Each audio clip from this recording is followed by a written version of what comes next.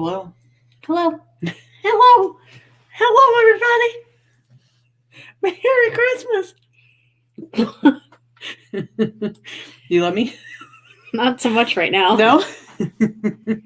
What is happening, everybody? What's going on? It's Sunday, so it's Sunday Live Haul. Hello. Hello. As someone says, Jacob says greetings and salutations. Oh, very fancy, very and formal. fancy schmancy. Anyway, guys, hello to all of you in the chat. It's good to see everybody. This is our show that we always look forward to. Well, it's the only show we do now, so but we still look forward to it. Your sass is not appreciated. It rarely is. Listen, guys. Today's show, I'm going to say it's probably going to be about 5 hours long because Victoria sent me all the stuff to show during our sales highlight, and she pretty much sent me 500 listings. Mm-hmm. So if this show goes long, I'm going to blame it on her because I certainly will not talk more than necessary. Okay. Mm-hmm. Mm-hmm. How many of you believe that? I'm just saying. But actually, we do have a few things to talk about at the beginning.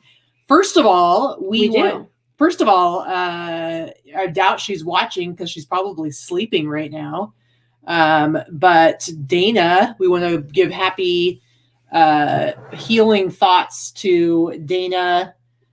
House of Rocks. Former assistant of LVPinkPeacock, but very good friend of ours. So she's been super, super sick this week and had to go to urgent care last night. And guess what? Has the Rona. So she's home, hopefully sleeping it off. We actually saw her like 9 days ago. She came here to take pictures. Mm-hmm. So just to be on the safe side, even though I barely was around her, I think I said hi, bye, and then went back to work. So it was 9 days as of today. It was 9 days ago that she was here. So we had a very, light, exposure to crossover her cooties time. Mm-hmm. And who knows if she was even contagious at that point, because it was a few days after that she started getting sick. But anyway, so Dana, we want to say hopefully you will feel much better very, very soon. And because we were around her 9 days ago, we did go this morning and we got tested again. So once again, you got to have we got to go have Q-tips stuck down our throats, not down into our nasal cavities, poking not in the brain, but down the throat. Yeah.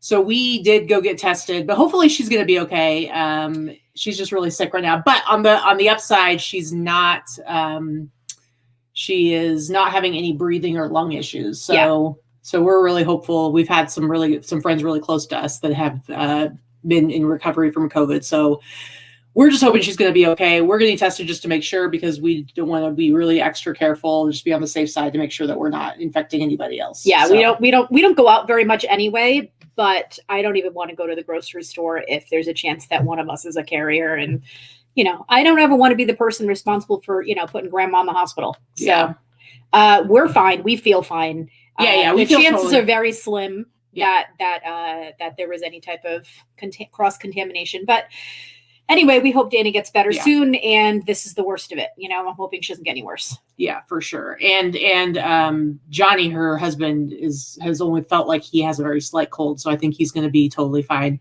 But yeah, I mean, he's fine now. His cold was the previous week, so he was thinking that he might have had it first. Yeah, it hits everybody so differently. It's weird, and they've been really careful. And I mean, we're not scared or anything as far as like for ourselves, but like what Vikki was just saying, we're just more concerned about like not spreading it to other people. And so we're just trying to be as responsible as possible. The second we knew that we were potentially very, slight chance that we might have been exposed to it, we're like, let's just go get tested. So that's what we did first thing this morning. Mm-hmm. And luckily there's a good place here on the weekends. They do it at the Texas station. It's a closed casino now, but they do it there.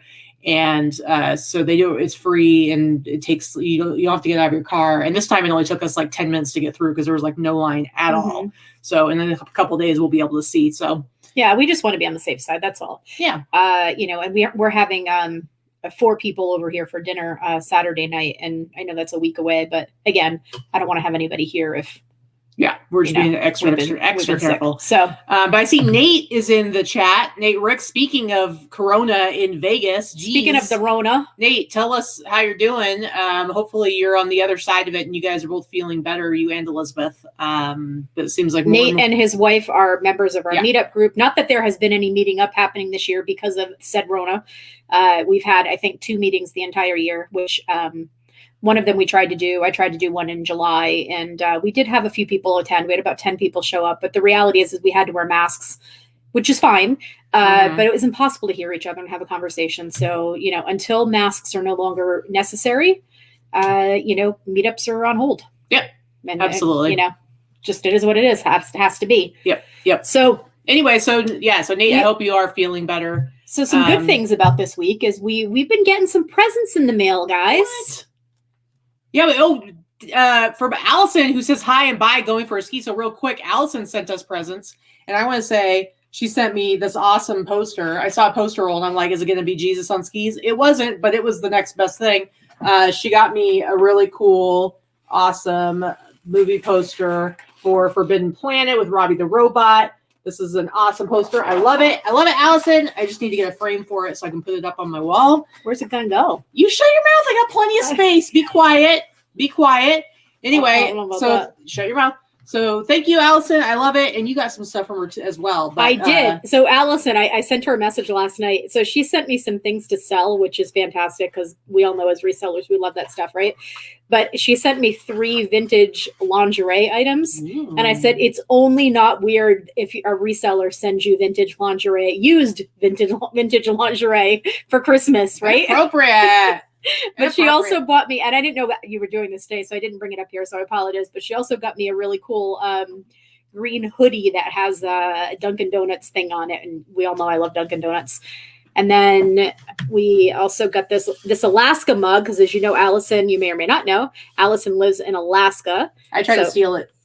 It's not like we actually have our names on mugs, for crying out loud. It's going to go in the kitchen and we're both going to use it. Well, but the reality is, it's a nice mug. The reality is I am the one who gets the coffee every morning. So guess who decides who uses what mug and when? It's me. True. You have no choice. Jennifer Goodall, shut your mouth. That is not going above our bed. And then we got a couple other things. Amanda Clark sent us both masks. Mine is a peacock mask. Yeah, and it's downstairs again. I didn't know she was doing this. I didn't bring stuff up. Well, sorry. I wanted to thank people. So she sent me this awesome horror movie character mask that's really, really cool. It's got all kinds That is really cool. Yeah, I love it. It's a cool mask, and it came with a couple of extra filters. So always good to add to my growing mask collection. But, it's cool. It's cool. If you've got to wear them, you might as well make them fun, right? I got my ET one. I got my horror movie one. Anyway, so I'm really happy about that. And then also, if you're in the Boss Facebook group, you might have seen a post a couple weeks ago or a week ago or so from Red Robin Reseller. Robin Lett. Yeah, Robin Lett, about their pull-down screen they're using for their backdrop, like the one that we use. And her husband, Dreamy-Eyed Joe, had this fancy hook that he used to hang the mannequin from. Mm-hmm. And so they were very kind to send us one. And we also got really cool North Face gloves. And these are like the really cool gloves that have the little fingertips where you can still scroll your phone. Because listen, for me. It actually does get cold in Vegas. At night, it actually does get cold. It can get down to the 30s even. Sometimes even the 20s. It's been known to happen before. And we are going to be going and looking at Christmas lights in the near future. So these gloves will come in handy. And you know how much this one likes to be on her phone. This way she doesn't have to be away from her phone while her hands are warm. Right? Yeah. Weirdo. You're a weirdo. Anyway, but thanks, guys. We appreciate. We definitely appreciate it. Appreciate all the. And in the spirit of Christmas, we're going to unveil our yearly Christmas card to you right now. I did mail this week. I sent out over 100 Christmas cards to our friends and family and whatnot. if you're on my mailing list and you haven't received one yet, you will get it any day now. But I think the majority of people have received it. We've been getting lots of posts about it. So before we put it on social media, we're going to put it here. Yeah, we'll share it with you guys. It's this is Vikki. So last year, Vikki came up with the idea for our Christmas card. And so this we year try to do a funny one every year. Yeah. So this year she was like, "It's your turn," and so I thought about it for about 2.5 seconds and picked the easiest, simplest, fastest thing that we could do. And this is it. Here, let me share the screen here real quick, and we'll see. Let us know what you guys think about it. Oh, why did it just do that? Come on, hold on, guys. Those are our numbers. There we go. There we go. Let me make it bigger for you. So this is our Christmas card that went out to everybody. The most wonderful time of the year, 2020.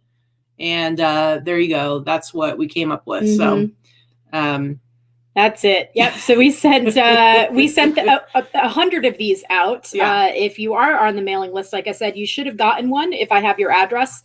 And if you did not get it, it's because you're not on my address list. Yeah, pretty much. And so, we're out of cards. We're out of cards. I actually had to go and get. We had to order more. I sent 100. But yeah, I took this picture. I had to set my phone. I have a little tripod and I had it all set up, and I had it set on the timer, and I had to keep, taking a bunch of them and taking, with us making different expressions. And poor Vikki was like whimpering and crying because her arms. So that probably is a real sad face right there, because I was making her hold this toilet paper for so long and her arms were cramping up. Well, because I couldn't put it on my lap, so I was holding them up. It's not like it was heavy, but I was holding them in an awkward position. I mean, to be fair, she does have very weak arms, guys. Such an ass. She wakes up in the morning and her arms don't work very, very well. So, yeah. But anyway. I'm old. I'm old. Apparently, I'm going to have lots of arthritis. Pretty much. All right. Now I have to figure out how to get out of the screen. Hold on a second here. There we go. It disappeared. All right, guys. So that's our long intro for our even longer show, but we split the show up into 3 parts. The first part is we go over our numbers for the last week. We look at our gross numbers and a lot of the costs that go into it, fees, shipping, cost of goods. The costs that are relatable to everybody else. Yeah. All the platform fees, shipping fees, cost of goods. And in the middle part of our show is when we look at our sales highlights, some of the cool things or interesting things or noteworthy or maybe teachable things that we sold over the last week. And then the last part of our show is when we do our actual haul, where we look at the things that we actually picked up in the last week. And this week we did actually go sourcing. We did. I went to yesterday's Fits. Jesse wanted me to come and do some reseller boxes. It has officially been 4 weeks since I have gone sourcing anywhere. I have bought a couple of reseller boxes from my friend Colleen, who builds them for me specifically. But that is only been about 15 to 20 items I've actually listed from those boxes. And you actually went out a couple of different days. I went out 2 different days. I went to 3 stores. And you got quite a bit of stuff. And then pretty well. And then I went to yesterday's Fits, and Jesse's got a couple of guys who are living in Colorado and basically sending him gigantic boxes of stuff from the bins there every week. And so he had all kinds of stuff. I did reseller boxes, which sold out yesterday in like 4 minutes. And I got a bunch of stuff for myself. So we actually have new items to show you guys that we're kind of excited about, or at least I am. I think you got some really cool stuff. Not a lot of hard goods. Not a lot of hard goods this week. That seems to be the story of your life these days. Yeah, and I have a feeling that is why my numbers have not been as fantastic as I had hoped for this fourth quarter.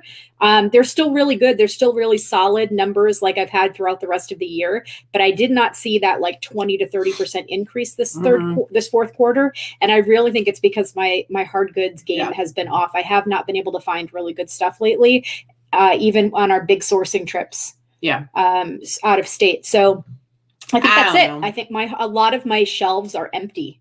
Yeah. Not my clothing bins, not my racks, but the shelves are empty. Inappropriate talking about your racks. Okay, so let's look at our numbers. I will say for me, I didn't, as far as eBay goes, if I only sold on eBay, I would be having the most depressing, pitiful, panic-inducing fourth quarter of my life. I will say the first year, 2016 was, my very first sale was in December of 2015. So 2016 was like my first year, and I had barely hit 1,000 listings by the time I got to the fourth quarter of 2016. And I remember, and of course I didn't have stuff nearly as good as what I have now. And I remember that December I hit $8,500 in December in sales. That is not happening for me this year. My last 30 days, I'm at like $6,500. And that was 2016. That's 2016. And so this year, I'm like $6,500 on eBay in the last 30 days, which for me is, or 31 days, which for me is very, very, very low for fourth quarter. However, because I have my other platforms and they are popping like crazy, I'm actually doing just fine, but still not like a crazy fourth quarter for sure. But I still had a decent week. So let's go ahead and look at these numbers. Yeah, I'm at my last 30 days on eBay. I'm at about 11,000 on eBay, which is good. I've been consistently anywhere around $9,000 to $10,000 a month. So I'm up a little bit on eBay. But I'm doing very well on my other platforms too. So that's where it's put me at a really good place.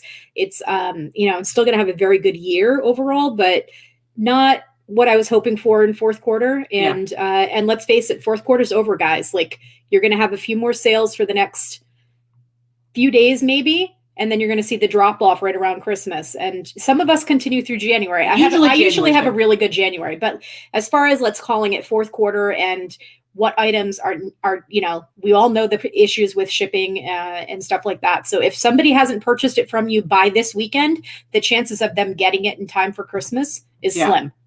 So so my eBay's been really, really low. Normally I would be with the kind of stuff I have right now, I should be pushing like $10,000 for the last 31 days, but it is what it is because I've got, my Etsy, because I have all these other platforms. Etsy, I'm already past what I made last year. I'm over $3,500 for the last month. Easily over at least 2,000 between Mercari and Grail. So once you add them all together, I'm well over 12 grand for the last 30 days. So this time last year, I was at over 14,000 on eBay. Yeah, I have more items and better items this year, so I should be at least equal to where I was last year, and I'm not. So I mean, that's just. It's when, it's very difficult to say I'm having a good year or I'm not having a good year when you only have a couple of years to compare it to. I totally get that. But when you've been doing it as long as I've been doing it with consistently the same type of items, I know exactly what to expect month to month or quarter to quarter. And, considering this year overall, I have done 20 to 30% better this year over last year in general. I should have expected at least that type of increase for the fourth quarter. And that didn't happen. So I think this year has just been odd in general. We all know that in every aspect. So Q4 has, of course, proven itself to be weird as well. Yeah. And overall, it's been an awesome year. So it is what it is. I'm going to go ahead and share the screen for my numbers. eBay orders and 29 orders going out, Etsy 13, nothing on Instagram, 9 between Grilled and Mercari. I think I had 5 on Grilled and 4 on Mercari for a total of 51 items going out.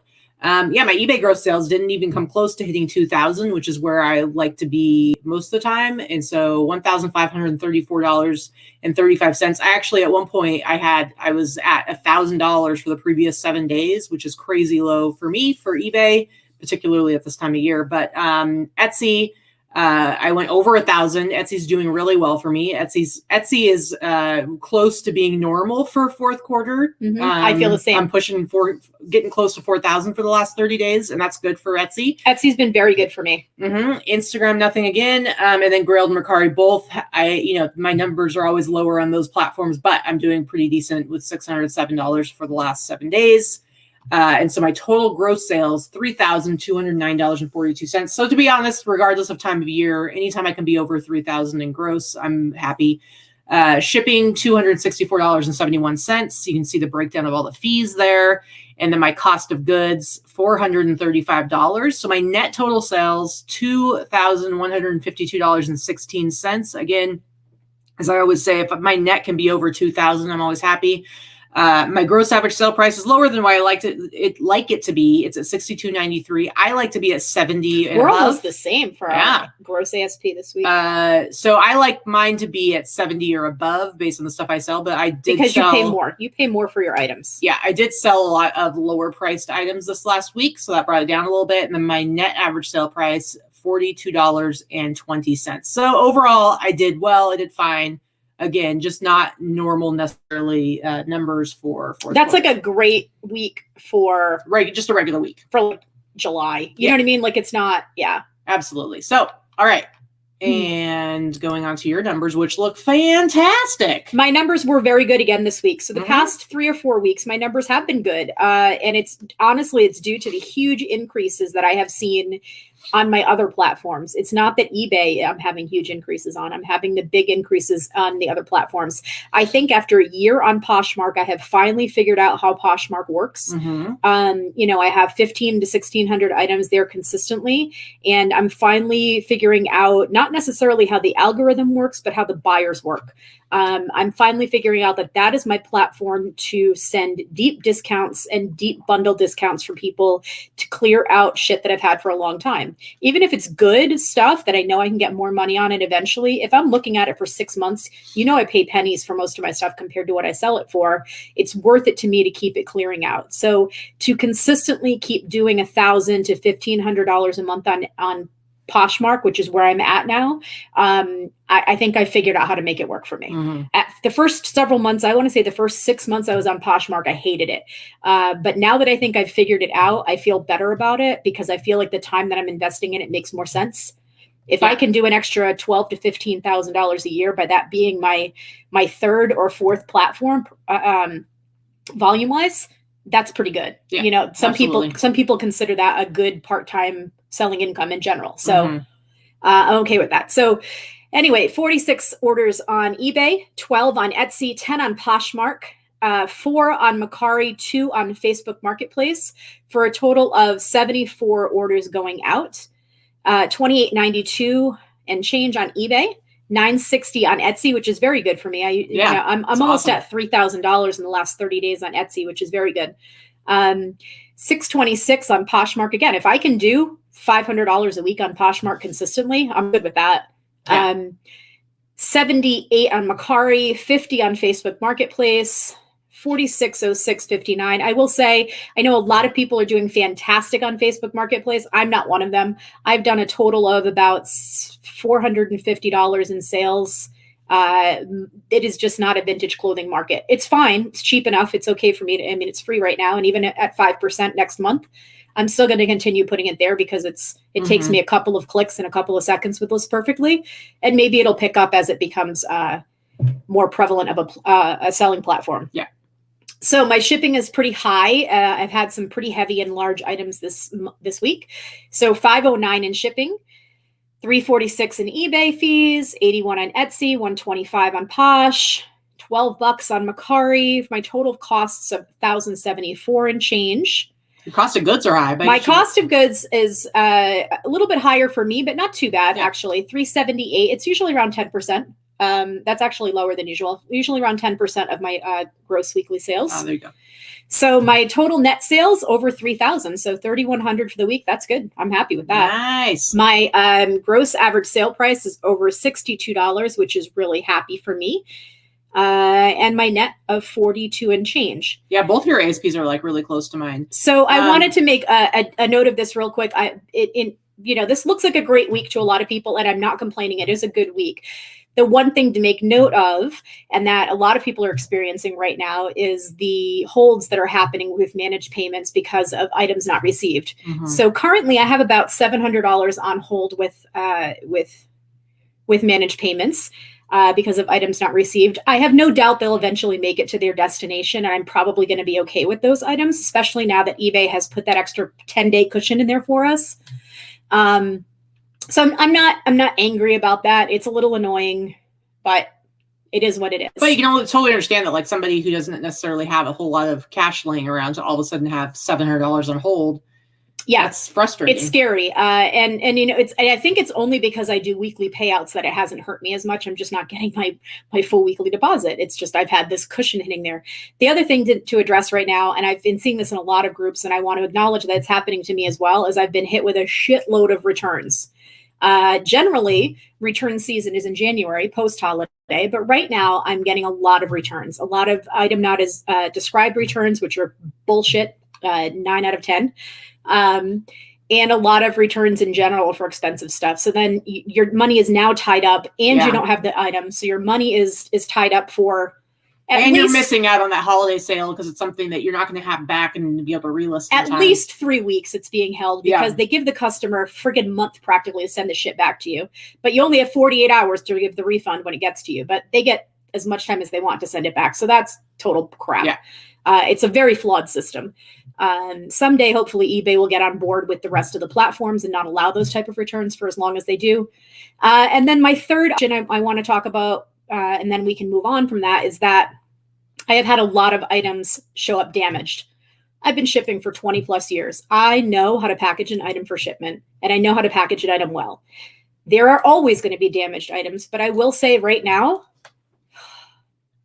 I know it's because USPS is backed up. They're using subcontractors. They're just trying to get the shit out the door. I completely understand it. I'm not mad at the system. I'm not mad at individuals. I'm mad at the system and the limitations that have been put on the system that has caused it to be like this right now. Yeah. But I swear they're playing freaking hockey with stuff. So I have 4 or 5 items that were completely destroyed upon shipment. Like even the packaging, it looks like they ran it over with a friggin' Mack truck. It's not even, but they're still delivered. And USPS is mostly not paying out claims. Right. So I'm at about $450 lost this week on damaged items that I've had to refund. So you're easily down like over $1,000 this week for between all this different stuff. Just this week. Yeah. Just this week. So that's something that needs to play in there. And I completely get this frustration, especially if you're somebody with a lower amount of sales and you're counting on every day for that money to go into your bank account. I get that, because you know what? That was me 3 years ago. That was me even 2 years ago. So I'm just saying that might look like it was a good week. It's been a hella frustrating week too. So I feel your pain for those of you that are sharing in that right now. And we're just really lucky that for us, that doesn't put us in a really desperate situation. But we realize there's a lot of people out there right now that it can be really tough if something comes up missing, if somebody opens a case and you're just like stuck in limbo for who knows how long. Anyway, Leslie Butler, sorry it took so long to get to you, but we weren't on screen yet. And then we got, I had my rant, sorry. But Leslie gave us $10 Canadian super chat, and says 121 watching. Now it's 136 and only 26 likes. Apparently, Leslie is outraged in a very polite way, as only Canadians can be, and says, hit the thumbs up, or in true YouTube fashion, smash the like. But anyway, thank you so much. I'll give you a little super chat. She's super chatty. Yow.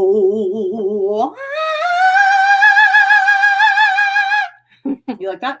It's funny. It's her favorite. That was to answer the question there, yes, all of my items have been insured. Yes, they are all through USPS priority. And no, USPS is not paying out insurance claims very easily. I have not had a single one paid out this year. And I'm not the only person this has happened to. You file online, so it's not regional. I ship about, we ship 5,000, 6,000 packages a year combined out of this house. And filing online, and whether even sent with 1 million photos, they are asking the customers to take the item into the post office. They're taking the item from the customer. They're having them fill out an affidavit, and they're still denying the claim. Yeah.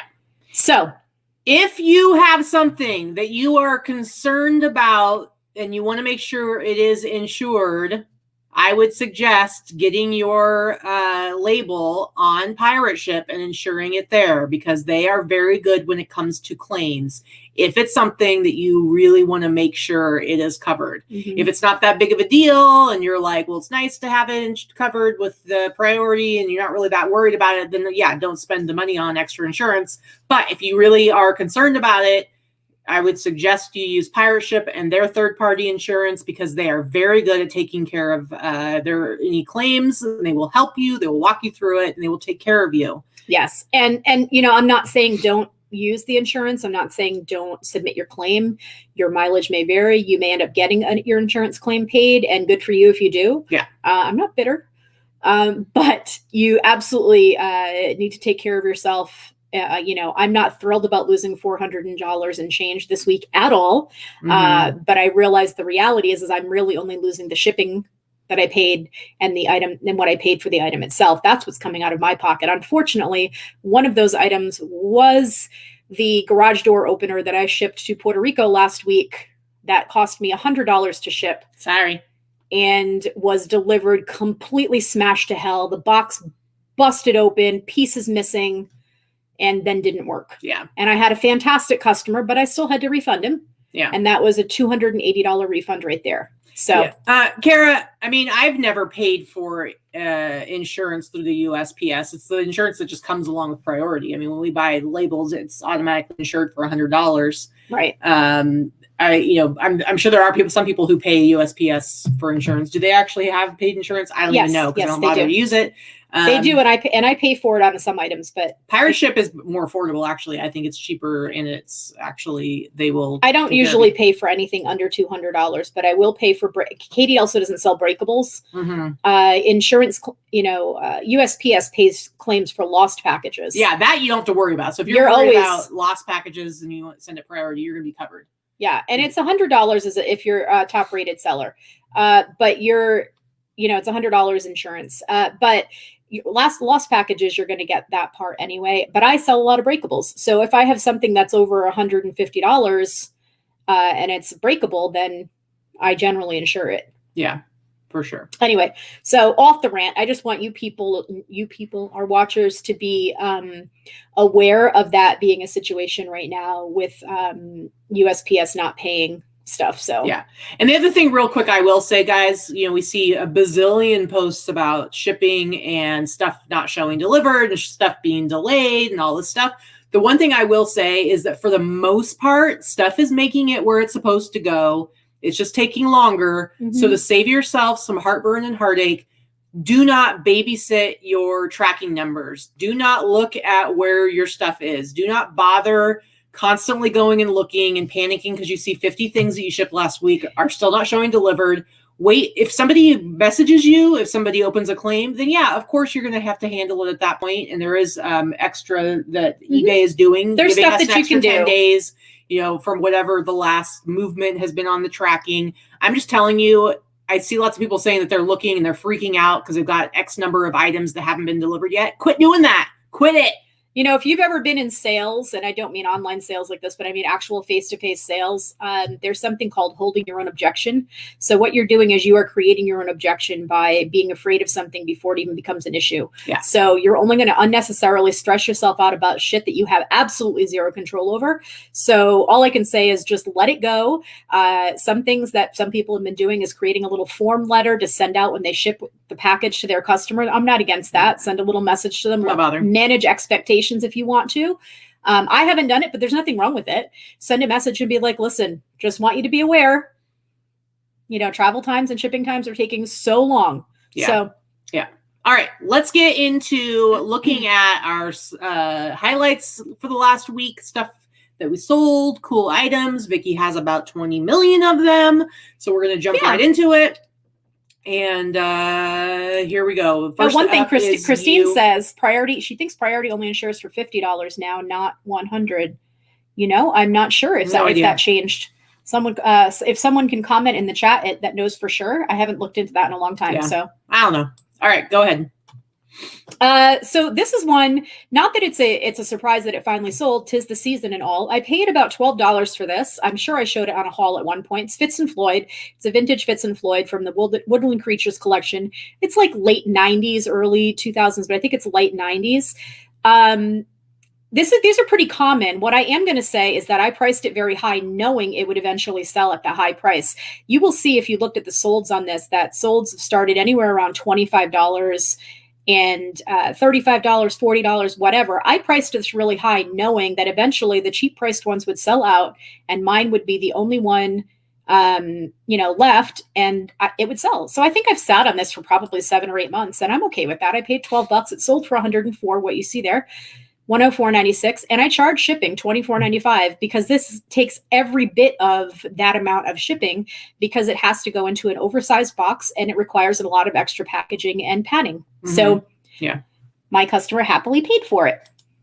Leah, no, we don't ever pay. Neither one of us ever paid for a bold title on eBay.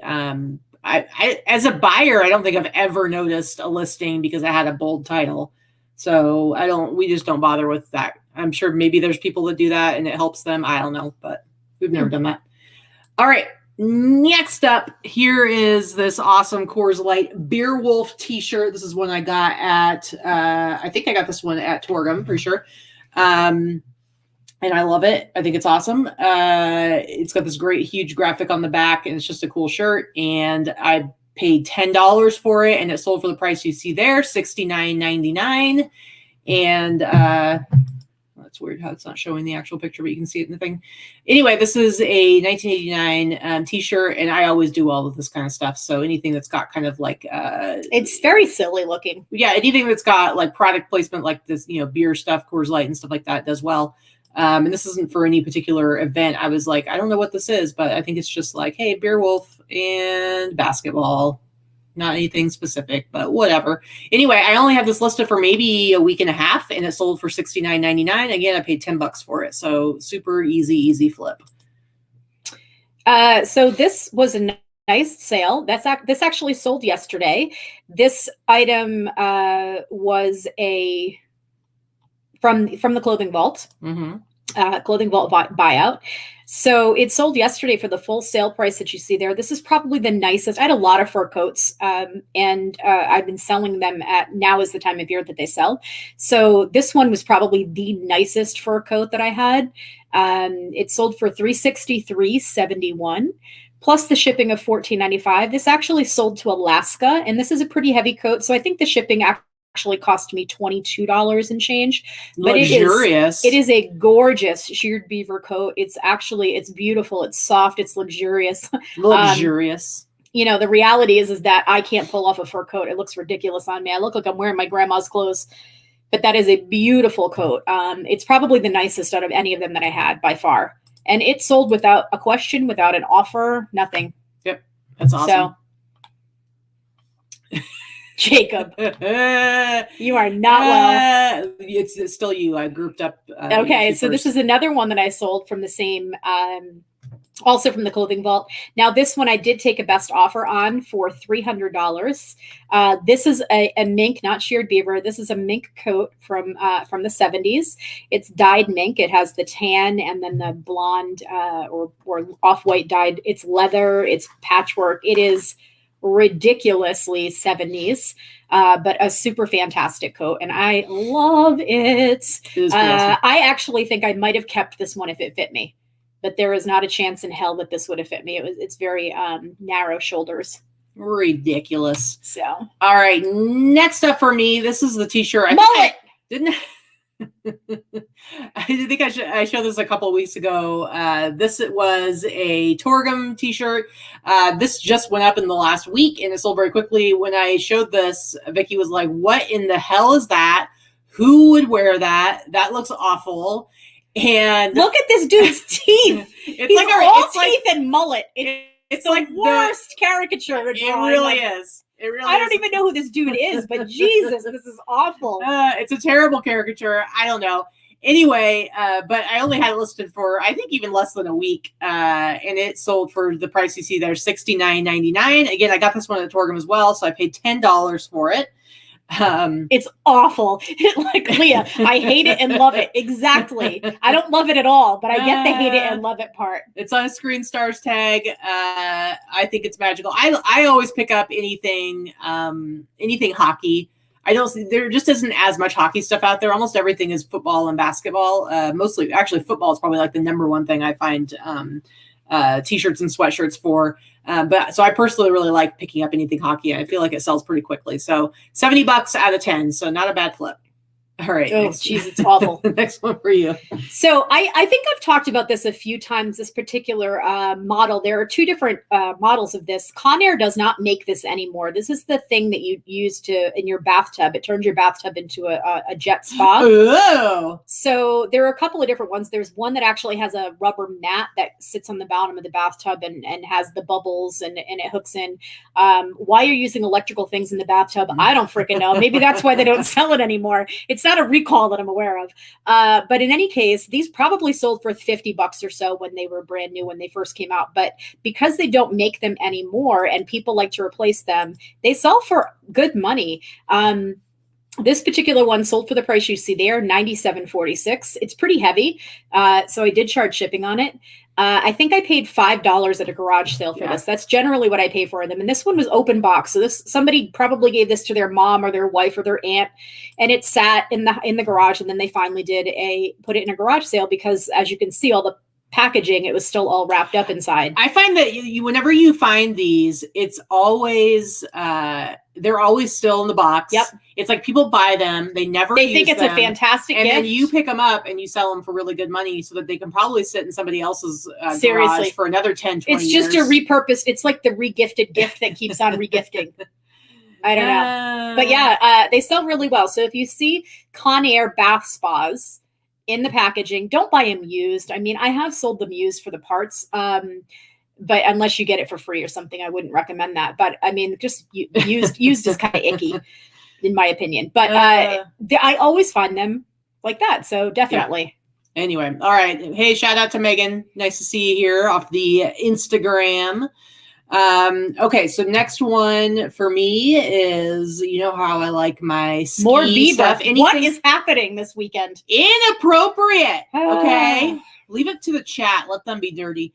Anyway, you know how I love my ski stuff. This sweatshirt was one of the things I got in that purchase from the valet picker, who's on the East Coast. I bought a bunch of like travel stuff from him, and this was one of the sweatshirts. So it was actually, so I have a list of those new with defects because it was new dead stock, but it had like some storage wear and some discoloration issues.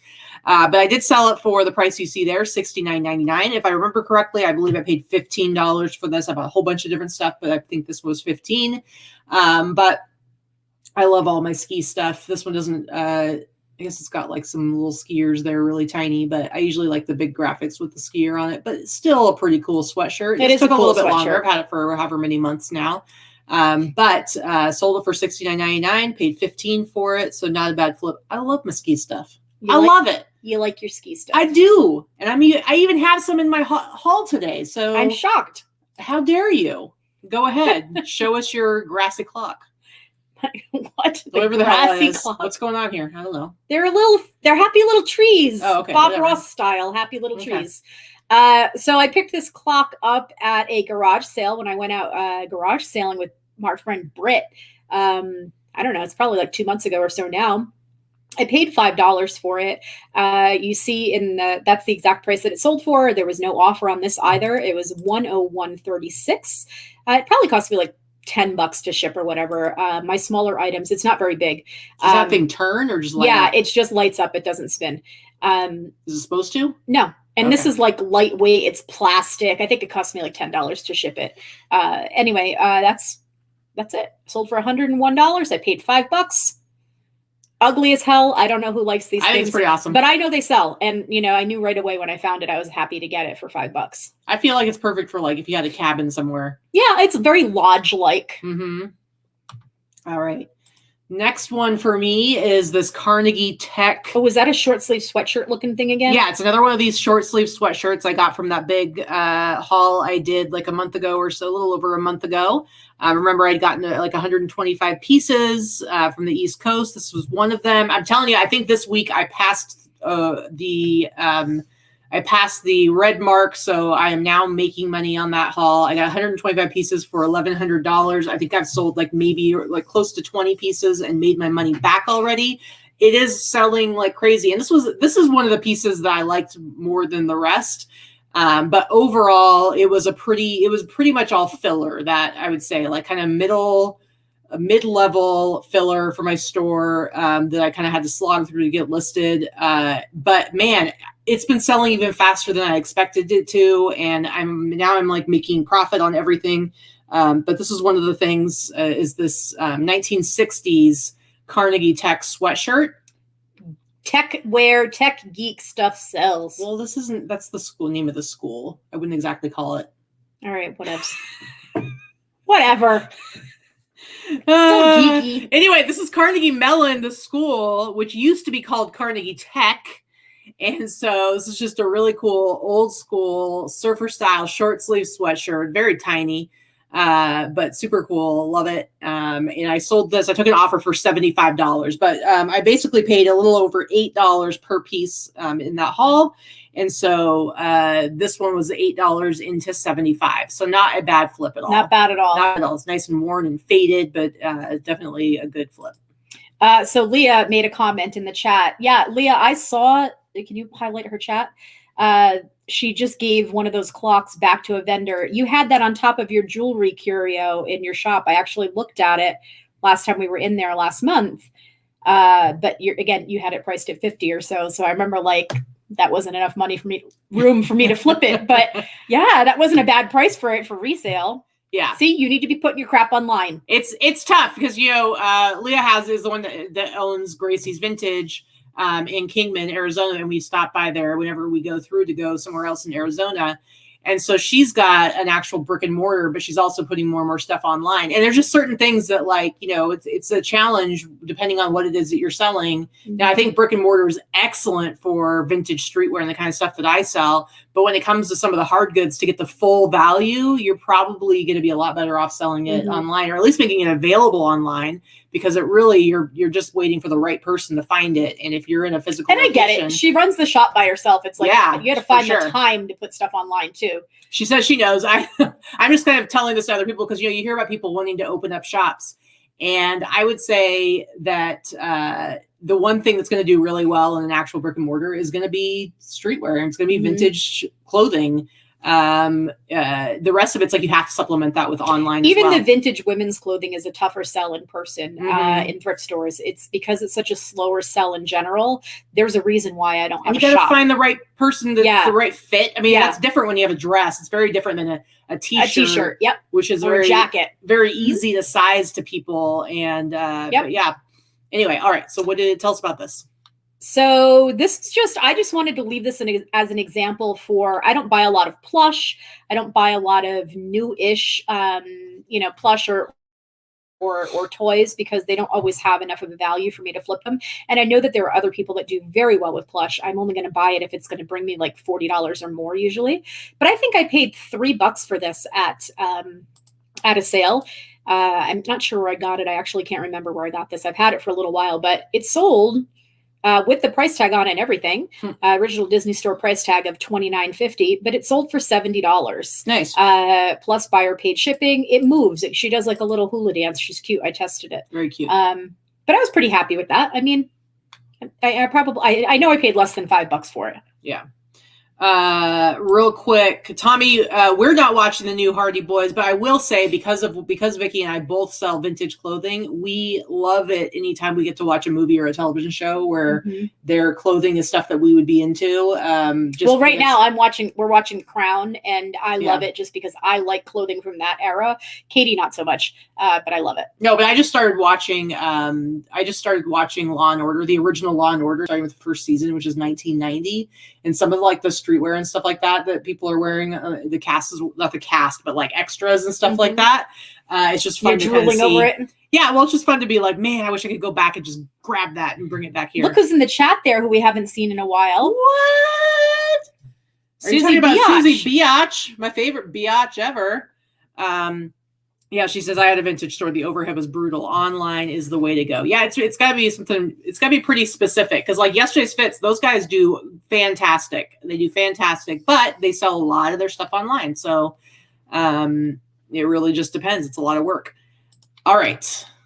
Let me make that screen bigger again. And next for me. Okay, guys, the shirt is not meant to excite. It is not meant to wow.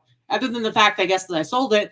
But I know, seriously, that's the most boring t-shirt ever. The reason I'm showing this is because, so this was part of that bulk deal I got from the East Coast. And part of why I'm showing this is I feel like people undervalue their vintage all the time. And they don't understand that some of the most boring, average, not exciting looking stuff still sells really well. I have not sold a single piece from that batch of stuff that I think is very mediocre, middle ground filler for less than $30. And most of it I have sold for $40 and above. And this particular t-shirt, I mean, it's just a Virginia Cavaliers t-shirt. It doesn't have any graphic on it. It's literally just a worn and faded t-shirt with Virginia on the front of it. And let me show you what it sold for.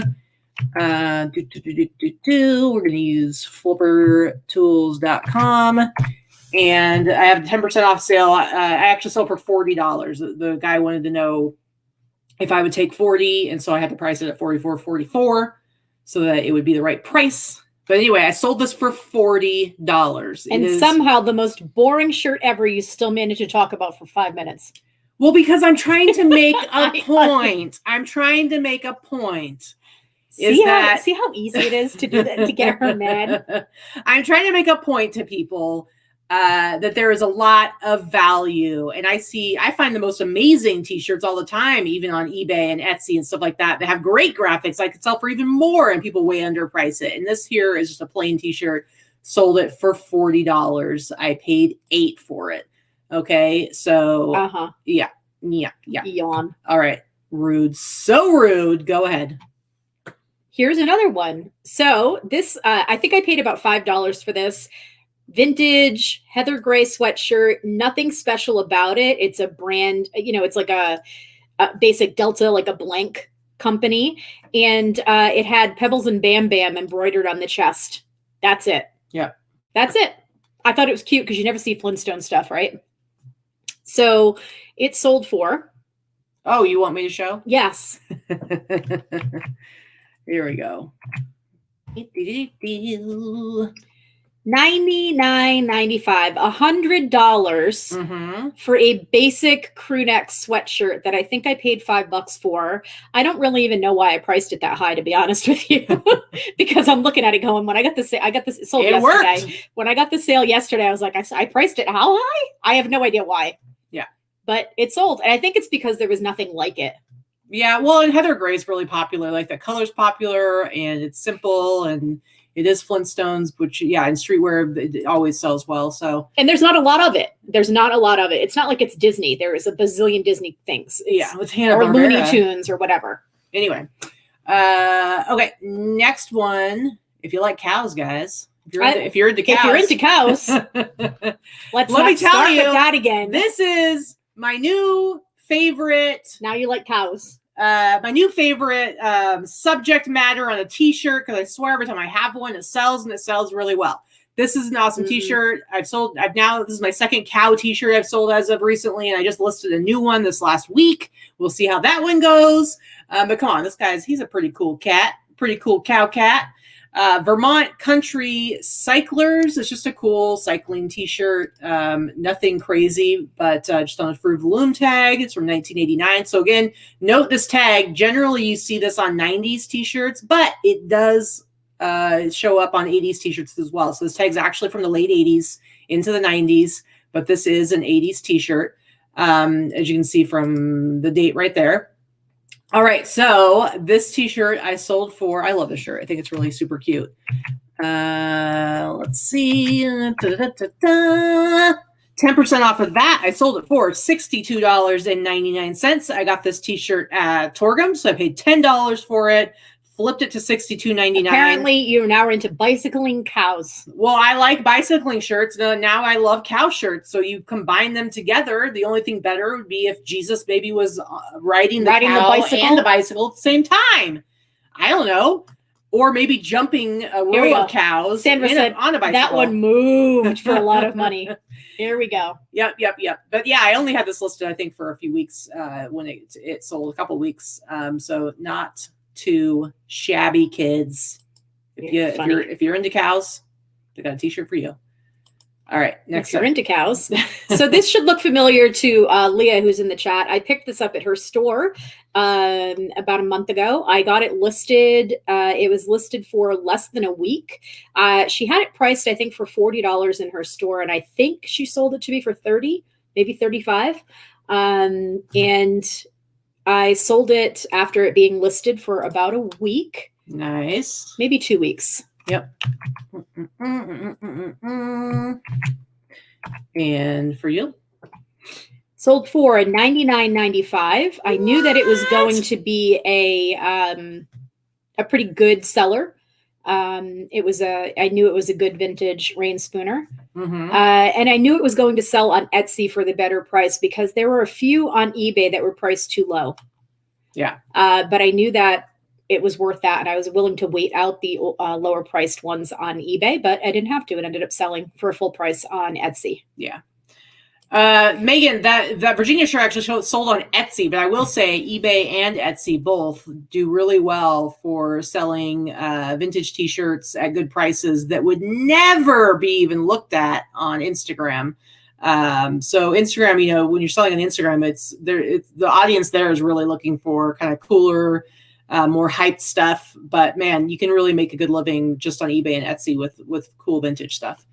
All right. Speaking of Virginia, here's a Virginia Tech Hokies sweatshirt. Hey, look, it's vintage tech. What do you think? Vintage tech. You're not funny. This is Virginia Tech sweatshirt. I got, I'm almost positive I got this at Torgum and paid $15 for it. It's just a cool Virginia Tech t-shirt. I like how the sleeves each have like the little graphic, little emblem on them. I had this listed for an entire day before it sold, and let me show you what it sold for. So it did not go on sale or anything. It sold for $69.99. I paid $15 for it. I sold it, saw that it had sold, looked to see who bought it, and it was the Clothing Vault, which is basically List Perfectly. I don't know if any of you guys follow them on Instagram. They had a contest on their Facebook group. They had kind of a thing going. That's lately. Who my rain spooner one sold to. Yeah. So anyway, what I was going to say, this is what we love about List Perfectly. So they've been doing this really cool thing for a number of months now. On their social media, they've been doing giveaway boxes. Yeah, so reseller box giveaways. So if you go follow them on Instagram, they're always, I think every week they're doing these reseller box giveaways with all kinds of cool stuff in them. And we actually we got to give away a couple boxes for them. So it's really, really cool. So if you follow them on Instagram, you should definitely participate in that. They're always doing stuff like that. Well, recently they were like, probably because we just bought out their entire stock. I bought their entire stock. And I got all the t-shirts and stuff. Because we cleared them out, now they need inventory to be able to continue to do those boxes. So they put out a thing basically saying they wanted to support sellers in the community. So they were having all of their people who actually use List Perfectly and have stores, they were having them share their stores, and then I guess they're just going through and buying going through and buying only from the resellers that they do business with already, which it just, they're like turning around and supporting the people that support them, which I think is fantastic. They just do so much for this community. Amanda and Clara, if you're watching, I know you do watch a lot. We love you guys, and you know, it was nice to see the purchase come in. Well, I just think it's pretty awesome. It's just really cool because now they're going to take all that stuff that they bought from all these different sellers. They're going to put that stuff in a box, and then they're going to give it away to another seller in another reseller box. They're just putting the money back out into the community. Yeah, it's really fun. And so I just wanted to give them a little shout out because I really appreciate their support, and they got a really cool vintage sweatshirt right here that I love. So, all right, let's go to your next one. And Kara, yesterday's Fits box is sold out in 4 minutes. So very quickly. All right, what you got? So this is one of those things, again, I knew I was going to price this one high. Katy picked this up for me at Torgum. She was not too sure if I wanted it because she had paid $15 for it, which is a little high for a Gap sweatshirt. I'm like, she's going to kill me. I bought a Gap sweatshirt for $15, but she did well because I knew this was going to be one of the really good ones. This is super, super heavy and thick. This is vintage 90s Gap. It's oversized. It's not cheap. It's before, the quality of the chain store started to go down. This is actually a really, really fantastic sweater. If this fit me, I probably would have kept it for myself. Well, it's 100% wool. It's just really it's a really tightly knit wool. It's very heavy. This sweater weighed over like I think 3 to 4 pounds. Yeah, it's really heavy. So paid $15 for it and sold it for $100. I've had this listed for less than 2 weeks. It sold on Etsy. So $100 Gap sweater.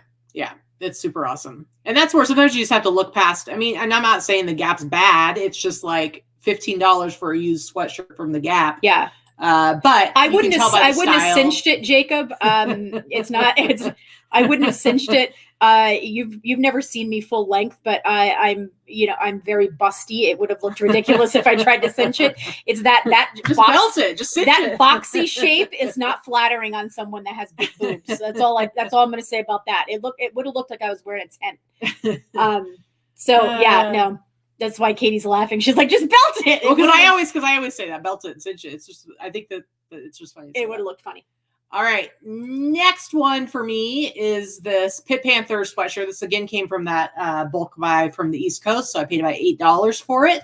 And this is just a basic sweatshirt, but it's a reverse weave, which I love me a reverse weave. Vikki always hisses and boos at me when I find reverse weaves, but you find them all the time. I find one and it's usually like covered in stains and schmutz. But I mean, I didn't find this. This was a big bulk purchase I got, but it's still a cool reverse weave champion sweatshirt. And it's been listed for maybe 2-3 weeks now. And let's see what I sold it for on the old Etsy. This is probably one of the higher priced things I sold from that big bulk buy, but this went for 10% off of that. So I sold it for $89.99, but then it also did go to France. So they paid for shipping. So again, I paid $8 for it. $8 or $9 on the shipping. So I basically bought it for $8 and sold it for about $100 once you include the additional money I made off the shipping. Going to France. But yeah, so definitely I am definitely making money on that book buy now. Everything after this is gravy. But gravy for sure. So this is the one are you done with that? Well, you're talking okay. Yeah. So this is the one thing that Katy was mad that she had to help me package up and ship this week. It's not that it was difficult to ship, it's that we had to create a box for it. She had to create a box for it. Mm-hmm. It's heavy. It's not heavy. It's not, breakable or anything. It's you can see the wear that has happened to it. It's just large. That's all. I picked this up for $7 on one of our trips to Arizona at a Goodwill at a 50% off day. I don't know how it ended up lasting to 50% off that nobody wanted it.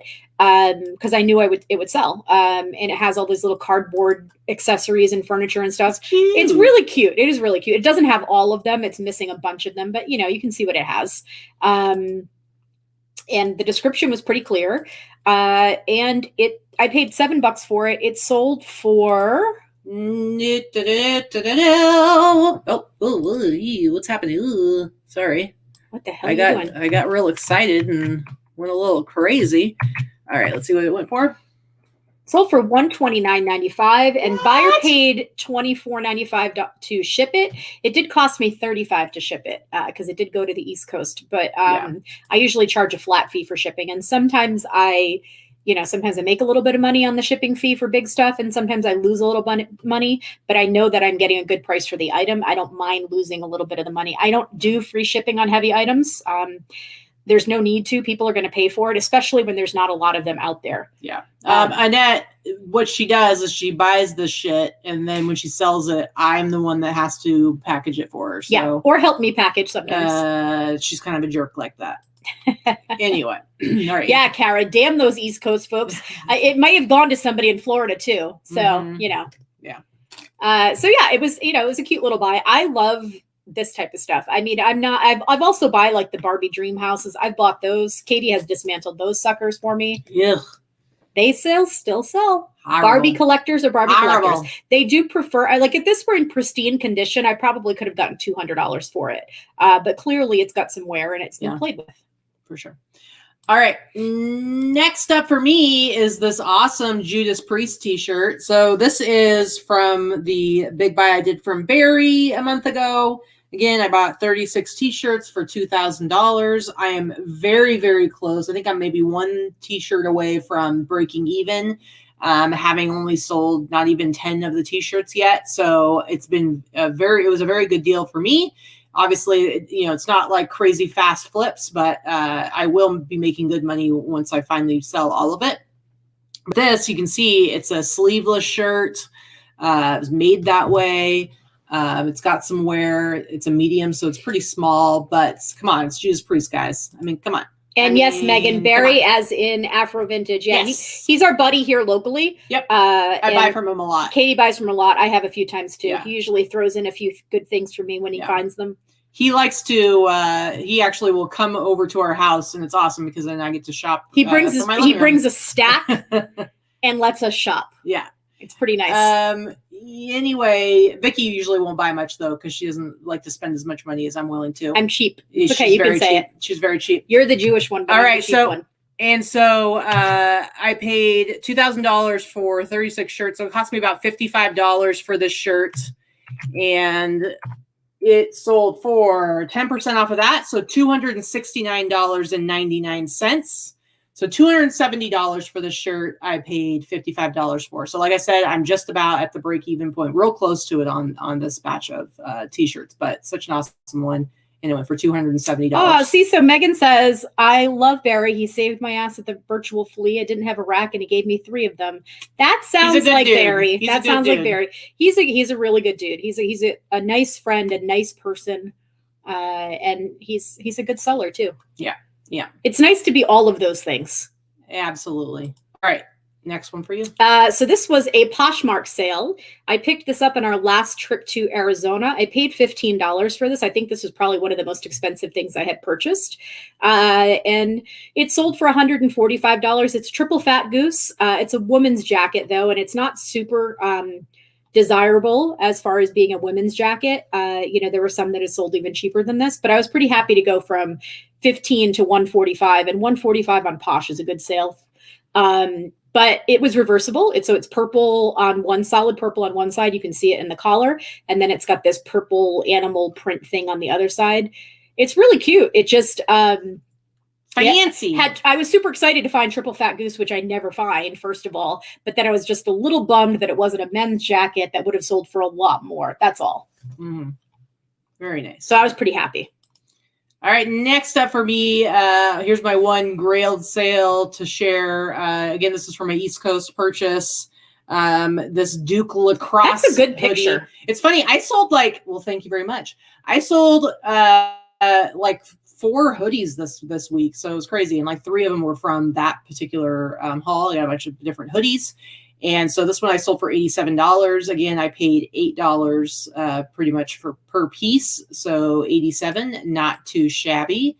And it's got some paint flecks on it. It's got some wear. Crazy. It's got some wear on the cuffs right there, you can see. So it definitely had some wear and fading on it. So $87 from $8. Greg Dupage Picker says, triple fat goose was my high school band name. That's funny. There you go. All right, next up. So this is just another Poshmark sale. I don't show a lot of Poshmark sales very often because they're usually lower priced items. But this one was a fake faux leather jacket by Wilson's Leather that I had picked up for about $5 at a clearance sale. I can't remember where, but I've had it for a long time. It was huge, and it's faux leather, right? So it was like a 3XL, but it was a really big 3XL, and not even real leather. Sold for $85. Nice. Very, very nice. All right, last one is the South Park t-shirt. This is actually another one I got from Barry. Step my authority.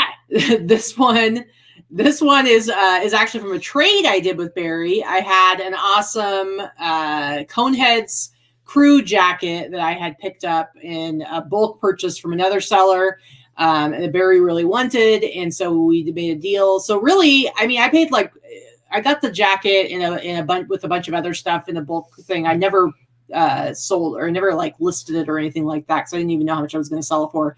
So really my cost for that jacket was maybe $20 because it came with a bunch of other stuff. And then I traded it for a bunch of t-shirts, 6 or 7 t-shirts from Barry. I think I've sold almost all of them. So maybe I'm into this jacket or this t-shirt for $5, and that's being generous. But he gave the Coneheads jacket to his son. Yeah, I know, and it looks great on his Christmas. son. It looks great on him. Who's a handsome dude, by the way. And it looks really cool on him. So it's one of those things where it's like some people just look cool in whatever they wear, and he looked really good in that jacket. So sold this for $149, so $150. So definitely good. It was a good trade I did with Barry. He got something he really wanted, and I got a bunch of cool shirts that I was able to sell. And I think I've sold. Respect my authority. Okay. Well, and then Cartman, Jacob says, "No, Kitty, these are my cheesy poofs." Listen, I used to love South Park. He also had the pot pie and say, "No, Kitty, that's my pot pie. No, Kitty, that's my pot pie." You don't like mine? No. He's so rude. It's so bad. Yeah, we're not very good at impressions, whatever. So, all right. So now that it's like 5 hours in the show already. It's already after 3 o'clock. This is pretty much when we start our haul. Not bad. But we got some stuff. We talked a lot. We but did. We talked quickly. That's true. I think. Very true. All right. So we're going to go ahead and show some of the stuff that we got this week. Where did you go? So I went to the Goodwill that's near us. I don't think I have anything from Goodwill to show because it wasn't very good. I think I bought like 3 things. Then I went to one Savers and one Deseret. So yeah, that's it. I bought the most at Deseret. I usually do. Yeah, I hadn't been there in a while. I filled my cart. I walked out of there. I spent $200, and I think my average price on that items there is $4. Mm-hmm. So yeah, $4 to $5 every time at Deseret, and they always have a lot of women's vintage. I just don't think people think to go there very much now that I've told everybody in the Valley that happens to be watching this, but I do very well there. So, and at $4 a pop, add that to my listing price for my lister, which is $3 an item. If I've got $7 into something and I can turn it into, on average, my average sale price is $60. I'm happy with that. I don't like spending $15 and turning it into $60, which is still not bad. But it aggravates me. And right now that's where Savers is on almost everything. Savers is, Old Navy dresses are priced at $17.99 right now. Yeah. And I don't know what they've done in their pricing in the last year, but they've priced resellers right out. And that's why their racks are so full, you can't even move them. Yeah. So, I mean, I get it. If something's becoming more like thrifting is becoming more popular this year because of a lot of different reasons, but part of it's because of resellers. So I understand raising prices, but you don't raise them to the point where you can't even move the product. Like if you're going to run a store, you have to find that balance where you're getting the money that you can. It was a bad move. Bad move. Yeah, you price it to market, but you don't want to get backed up. So there were lots of you guys in the chat who had the over under on me not sourcing before the end of the year because you won. It's never gonna happen because I did source, and but it's been a bit it's been almost 5 weeks since I've sourced in person, so that's a long time for me. I went today, and I do have a couple of. I do have a friend sending me a bunch of stuff. I actually have Sally and her husband looking into a huge bulk buy again for me. That may or may not happen. We'll see. If that happens, there definitely won't be sourcing for a while because that looks like a lot of stuff. Yeah, but you'll still go source. No, I won't. Don't lie. I won't. You're a liar. All right, what do you got? So something I don't pick up often, but I did at Deseret because they're priced $2 a piece. How can I not, right? So I purchased some vintage children's dresses. So I've got a little vintage Polly Flinders dress here. I paid $2 for this. I'll probably sell it for $40. It's real cute. This is another one. This is like a no-name brand, but this is one of those. This one they priced at $4, which is pretty high but this is one of those big, huge skirts that you lay it out flat and it's got the underskirt under it. And some of these go for a lot of money. I don't think it's this one. It looks like something a Ghost Baby would wear. This would probably get $40, if not more. And then this one I picked up just because I couldn't leave it behind. It was $2. This, I believe, is handmade. If it's handmade, it was well done. Someone probably purchased the fabric and handmade it. But look how cute. Little Nightmare Before Christmas skirt. Very cute. With the little, spider like border print. It's adorable. It's very, very cute. I'm going to list that for probably $30 to $40 as well. So I'm pretty happy with that. I say 40. Let's see. What else do I have? What else you got? What else I got? Oh, this was something I picked up at Savers. I did pay about $7 for this majestic women's blazer with. It's very patriotic, guys. With the stars and stripes and all kinds of beading and looking sharp. With fantastic shoulder pads.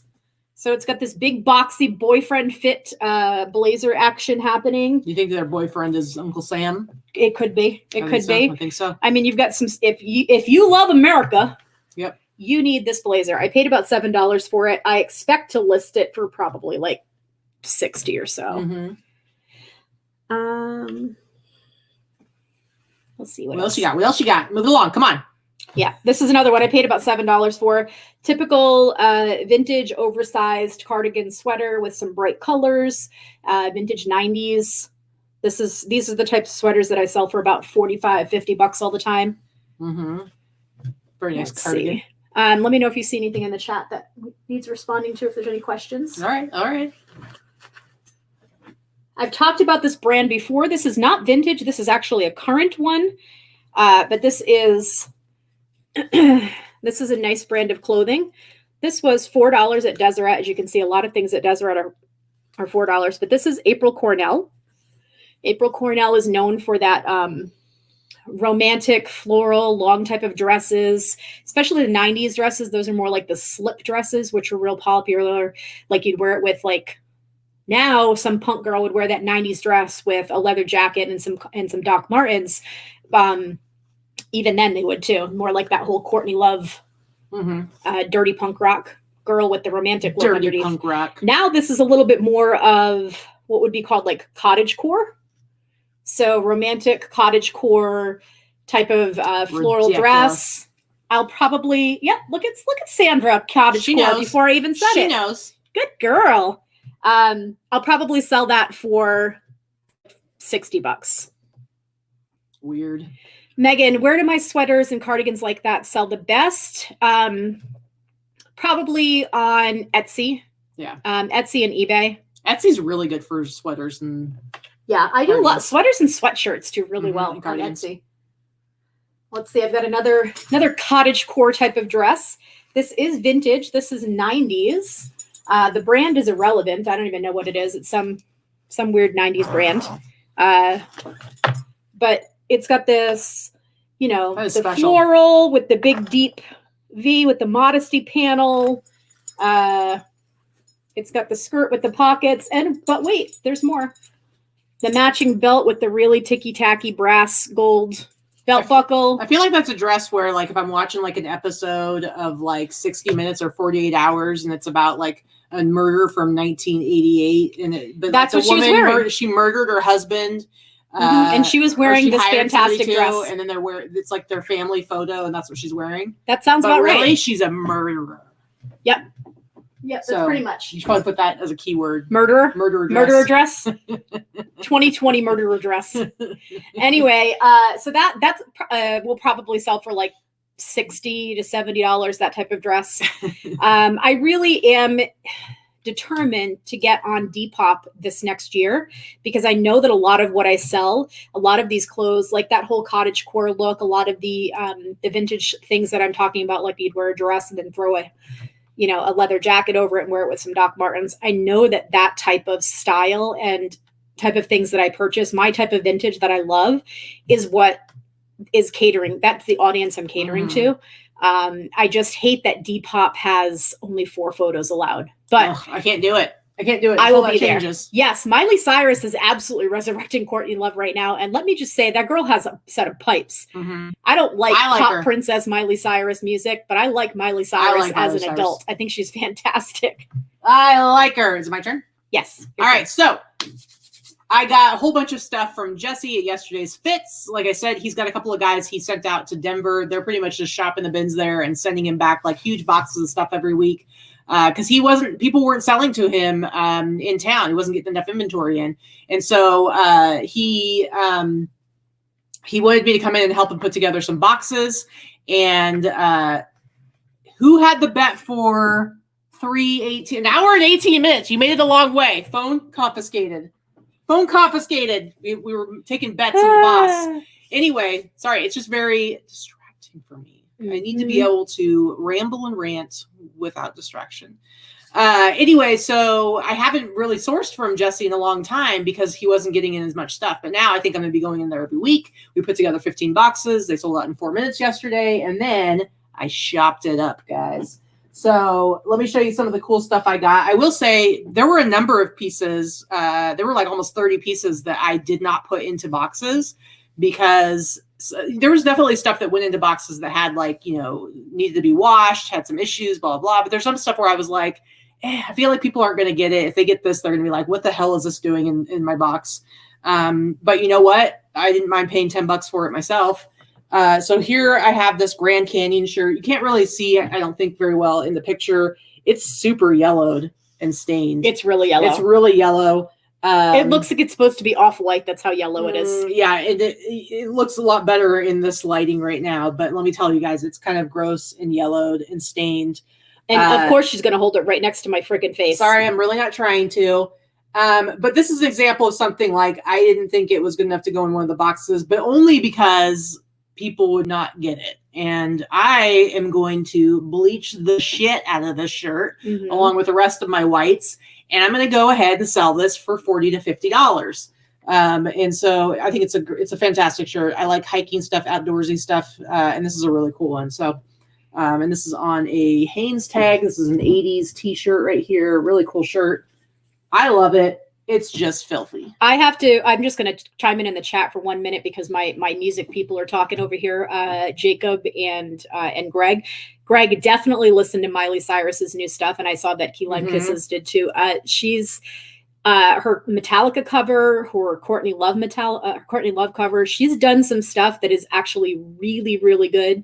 They were slamming her on social media that she is doing a Metallica cover album. And honestly, she's got the pipes to do it. Who cares? Who cares? Get over yourselves. She's got a really don't really be a good Lars. Voice. Okay. She's got a really good voice. Don't and I love Lars. her. I love Jolene. I love a lot of the stuff that she does. And I didn't think I would. Because let's face it, I have a 28-year-old daughter who loved Hannah Montana. Dolly Parton is her godmother. It's really hard. It's really hard to, differentiate the two. She's good. I like her a lot. Okay, so I actually got like a few Christmassy items. So I had gotten, I actually ended up spending like $1,000 there because you'll see some of the stuff I got and why I spent so much. But I was at like $980 and he was like, you should find something that's $20 so that you can make it an even $1,000. So I'm like, okay. And I actually ended up finding this cool Christmas t-shirt. I got a couple Christmas things. The reality is highly doubt this is going to be listed anywhere in time for Christmas, but who cares? I love it, but this shirt is so cool. Look at this. So it says, he knows when you've been bad. And that's all it says is he knows when you've been bad. But the reason that's awesome is because this is actually a Harley shirt. California, Los Angeles. It's from 1992. The artist looks familiar, so you might want to look up the artist on that. This actual Santa print looks familiar to me. So yeah, probably. But it's just, I think it's a fun Christmassy shirt, but with a little bit of a twist. And it's an LA Harley Davidson t-shirt from 1992. I love it. So I paid $20 for this, but it's cute. I'll probably sell it for like 60. I think it's pretty cool. Pretty cool. Yeah, Miley had throat surgery and it did change her voice, and she's got that husky, raspy, sexy voice thing going on now. Part of it is because she sings from her throat. Yeah. So she's probably going to blow her voice out young. And maybe need more surgeries if she continues to do that. But she sounds really good. That's why her voice is like that. So Jesse's been getting a lot of these music t-shirts in, and what's really, really cool about them is they are event specific. So they're not t-shirts. Normally if you go to a show, let's say Metallica, okay, let's say you're spending some money, putting a little change in Lars's pocket, even though he doesn't deserve it because he's a jackass. I'm just giving a little Lars rant here. Your little opinion. I still have bitter feelings since the Napster days. Okay, guys. So whatever. Anyway, when you go to a Metallica show in 1990, 1985, whatever, they have their t-shirts and they're the same shirts that you can get at every Metallica show that year. And there's a billion of them out there, but these are event specific. So it's just cool because it means there were less of them and they're a little bit more rare. And so if you can find like a collector, they're going to want to pick it up. So these are from a thing that happened here in Vegas. but this is from Lollapalooza. Let's see, what year is it? I think that was 95. Is that the one that was 95? Why am I not seeing it? Oh, 93. Lollapalooza 93, but this is specifically for the Santa Fe Dam Recreation Area in, let's say, Irwindale, LA on Saturday, August 7th, 1993. And it had Alice in Chains, Primus, Tool, Dinosaur Jr., Fishbone, Rage Against the Machine. I went to Lollapalooza 94, Development. 94 and 95, not 93. Yeah, but you can see how it says Express 3. So this was from an event where you would buy your ticket, you would pay for a ticket, and what the ticket would get you is a ticket to the show, a free t-shirt, but it would also take you on this bus. And the bus, it was like a party bus. And so you get on the bus probably here in Vegas, and it would take you to the show in California. And that's why it says Express. And so you would get this t-shirt, and it was, sponsored by Comp, the radio station here. And it's just a really cool, unique shirt that you're not going to find anywhere else. Miller. It's just a blank Miller company. 92. Yeah. So I think super awesome. I think I paid $60 for this. So I will definitely be trying to sell this for at least $150, $200. Just a really cool shirt. And I used to love listening to Comp. Our friend Mel is a DJ at Comp for more than 10 years. She lost her job due to the Rona. Yeah. But so I haven't listened to it since she's been gone, but yeah. And then next I've got same thing, only on white. And this is from, I think the same, is this from the same? No, this is from 1991. So this is a different year. Lollapalooza, it's a Jane's Addiction, Susie and the Banshees, Lily Color, Ice-T, Nine Inch Nails, Rollins Band, Butthole Surfers. Super awesome, but it's the same thing, the Express thing. And then on the back, it's got Miller Genuine Draft. Again, I paid $60 for this one, but I would probably try to sell this for a couple hundred. These are great items for collectors. All right. I think they're pretty cool. Very cool. All right. I think some of you might keel over and die right now. I'm betting Jacob's going to love this. This one is David Bowie. Again, same kind of deal. This is David Bowie. This is from 1990. This is a David Bowie Express going to the Sound and Vision show. And this, what does it say? I don't know where this one was. Miller Genuine Draft? No, it doesn't say. Yeah, Miller Genuine Draft was one of the sponsors of it as well. Well, it's in Vegas because it says Comp, so it doesn't. But again, it's that Express thing. So it's like you would go on the bus. So I don't know where the actual show was, what venue it was in. Probably Vegas. Because you would get picked up in Vegas, and then you would go to where the show was on the Express bus. But this is from 1990. Super cool. Now, this one I paid $80 for, but I will try and sell this for, I might try to sell it for $300. I think you can get it. Maybe go for $250, but awesome graphic on it. We'll go through these a little more quickly. Liz was asleep. Liz was asleep. She popped in 90 minutes into the show. Can someone please give her the abridged version? Yeah. Yep. This one is Genesis. First concert tour in 5 years. Again, similar deal. And it's got Comp on the back of it. Genesis. And then I've got, and that one I believe I paid like $50 for. And then I've got one for The Who. And this is from the Kids Are All Right tour, 1989. The Who, Miller Genuine Draft. It's got Comp on the back. Very, very cool. And I love these. Then I've got, this is the last one. For these, I have this Guns N' Roses. This is my favorite one. Express. I know you're all surprised. So you can see this says Phoenix and Los Angeles, August and September in 1992 in Phoenix and Los Angeles. So again, this has, if you look on the back, it's got Comp. And this is like the bus thing. You get on your little bus ride, you get in the bus in Las Vegas, and then it takes you to Phoenix or it takes you to LA, and you get to go see the show. You get your free t-shirt, or I guess you paid for the shirt. But you get your ticket to the show, you get your ticket on the bus, you get a t-shirt. I've done those. I've done the part, not in Vegas because this was before I lived here, but I've done the party bus concert things. So just a really cool, really cool kind of set of shirts. And I actually bought some more that I have to pick up on Tuesday. I got 5 more, guys. So I'll show you some of those next week. But there's some really, really cool ones in there. And so this one, I think I paid $64. I love that one. I'll try to sell it for a couple hundred. But again, this is like a really unique piece that somebody who maybe collects Guns N' Roses stuff, they're going to want this. And it's going to be a little harder to find than your average Guns N' Roses tour t-shirt. All right.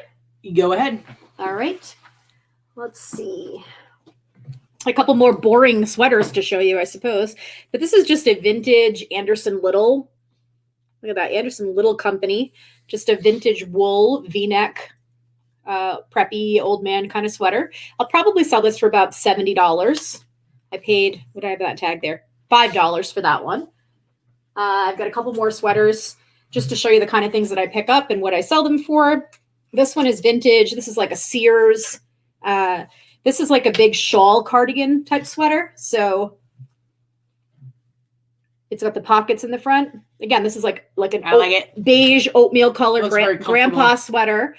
Same thing. I'll probably sell this one. And it's got the wooden buttons. So this one I think is probably early 80s, might be even late 70s based on the tag. I think it's 70s actually. Another one, I'll probably sell this for like $75, maybe a little bit more. Yeah. This one is not vintage, but I picked it up because it was $7, and it's a really, really nice. It's so dark in here, I can't really see. Sorry. Really, really nice Banana Republic. It's really heavy. It's a very soft Italian yarn. It says made with Italian yarn. It's a very soft, heavy one. And again, some Banana Republic stuff will sell really well. So again, I think this is one that'll probably sell for, $75 or so. And my last sweater, and I'll show you my last piece of clothing. I don't normally pick up. I love it. I don't normally pick up Halloween sweaters, but look at this thing. It is so hideous. It's fantastic, right? It has mohair or Angora fuzzy ghosts. I don't know if that's coming across on the screen. The ghosts are fuzzy. Ooh. I paid $5 for it. The brand, it's a hand knit sweater. The brand doesn't matter. It's Jennifer and Company, whatever, some vintage 80s, 90s brand. It's awesome. But I think I'll probably sell that for about $75. Yeah, Italian yarn made from Italian, Susie. I don't know. Wagga, wagga, wagga. My last clothing item, I actually paid up for. I paid $20. This is the one thing I got at Goodwill that actually was halfway decent. But it is a new with tags. I don't know where the tag is. Tag is inside here somewhere. New with tags, satin jacket. But it's a gaming jacket. It's a Blizzard game. I don't know. One of my gamers here will tell me what the hell it is. Computer game. One of those video game things. But it's new with tags. And I think because it's new, or there's the tag, I can sell this for about $100 or so. Yeah. It's like a PC game. Yeah. Jacket. Kelly said they shaved some hairy Italian men and made the yarn. Ew. Ew. They just line them up and, with the sheep wool. The sheep shearer things. Yeah. Mm-hmm. That's pretty much. That's it for clothes? Or do you have other stuff? I have a couple of other things if you want me to show them. Yeah, go ahead. And then you can show your stuff. Yeah. All right. So I got these for like $10. These are some Sorel boots. They're not the super expensive. They're really cool though. Ones. They're kind of like a moccasin design on them. These only sell for about $50 or so. So they're not super high end, but I didn't pay too much for them.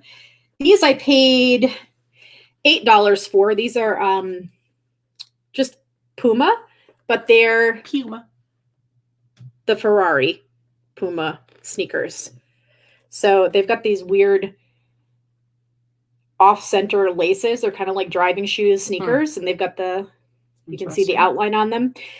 They don't sell for a ton. Again, I think I paid $8 for these, but I'll sell them for like $50 or $60 anyway. I'll clean them up. They're a little bit scuffed, but they're leather. They're in good shape. They're a little bit dirty, but they're not super scuffed. There's a little toe scuff, but not bad. And then this one I paid about $3 for it. I just picked it up on a hunch. I don't buy a lot of Christmas stockings very often, but this one is vintage from whenever the first movie came out. I don't even know if it's vintage yet. It might not be vintage, but close to it. But it's talking, so you got to put the battery in it, and it talks and loud and fast. It sells for like $50 for this stocking. So, yeah, I paid $4 for it. And then one last thing. Not that. I bought this at Deseret. If anybody's having a baby or knows of anyone having a baby, I just love this. I bought the entire crib set. It cost me about $10. The entire crib set is just this vintage Winnie the Pooh, classic Winnie the Pooh. It has the comforter, the bed skirt, 3 sheets, the bumper covers, the crib bumper covers, which I don't think you're supposed to put in the cribs anymore. I mean, my kid's 28, so remind me, I think that's changed. You're not supposed to put the bumpers around the crib anymore because kids used to get stuck in them and die. I'm pretty sure you're not supposed to do that anymore. What, but it comes with all that stuff. Not supposed to kill babies anymore? Yeah. So I think I paid about $10 for all the pieces. They had them priced separately, but I think I'll get about $100 out of the set. And I'm going to sell it with the bumpers, and people can decide what the hell. Maybe they want to put them on the outside of the crib instead of the inside. Yeah. All right. My turn? So, yeah. All right. So, again, everything that I'm showing today is stuff that I got from yesterday's fits, from Jesse, yesterday's fits. And let me tell you, he wanted me to come and do reseller boxes a couple weeks ago, but I wasn't able to. Actually, I think it was like just before we were going on our trip. So I wasn't able to do that. And so this time he asked me again, and he's very smart, and he knows how to basically lure me into the store. If he to really come help wants me him. if he really wants me to come, he knows how to lure me in. And so he sent me this picture and said, "Hey, look what I just got in." And I'm sure you will understand why this got me excited. But this is an awesome skiing sweatshirt. Not just a t-shirt, but a sweatshirt. It's an awesome sweatshirt. Fantastic graphic. This is actually came from the same person who sold him all of those awesome band t-shirts. You can see whoever they worked for sponsored did a lot of Miller Lite stuff and sponsorships. So instead of being a band or a show, this is a skiing thing. But it's awesome. This is from the US ski team, the official beer of skiing, Miller Lite. Great graphic, just a really cool sweatshirt. And I love it. It probably says Colorado on the back. Yeah, I saw a lot of Colorado stuff. Anyway, fantastic sweatshirt. But what's even better, guys, it gets even better, okay? Because then, I got 2 of them. So, pretty stoked about these. I don't think she can show something without making noises. Anyway, got 2 of these. Mouth he sold noises. these ones to me for only $20 each, which I very happily threw at him and ran. And just awesome sweatshirts. I'll probably list these for like 100 and see how long it takes to sell them. But my ski stuff does really well, so I feel good about it. All right, next up. What size are those sweatshirts? They're size awesome. They're nice. They're a good size. I think they're a large. At least a large. Yep, large. Yeah. Oversized large. There's a large. Let me see if the other one's the same.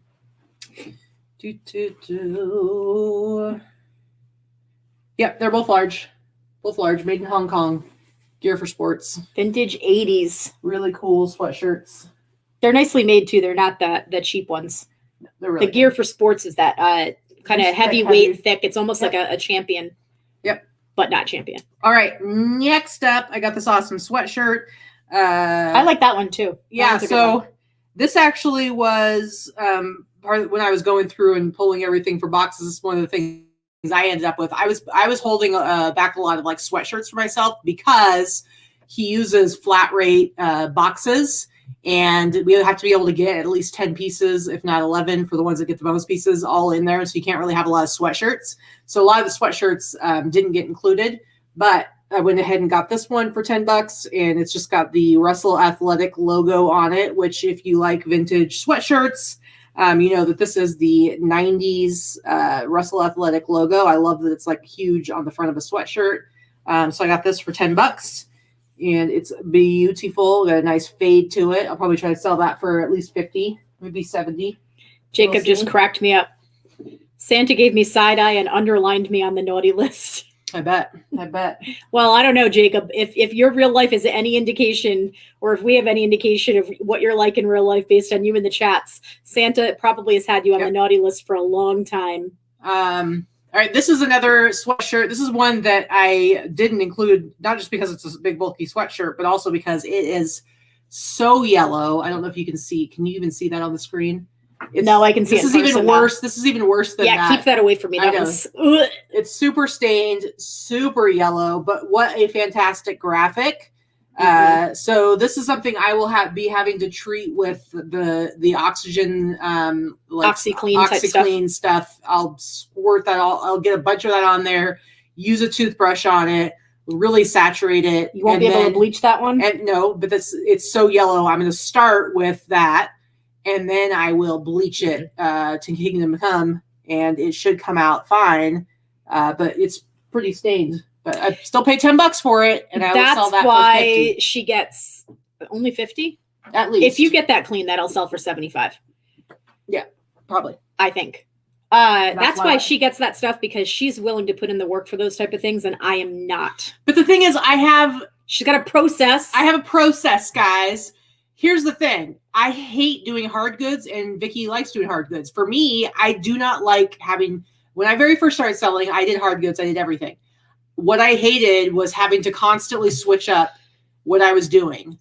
Like, because it's like you're doing all kinds of things that are different sizes, different measurements, different types of things. And I hate that. What I love about doing clothes is I can come up with, it's almost like a one-person assembly line. I have a process. I have a way that I sort it, a way that I wash it, the way that I do everything. And because I have that, to me, it's not hard, because I can go systematically through and be like, okay, it's this step, this step, this step, this step.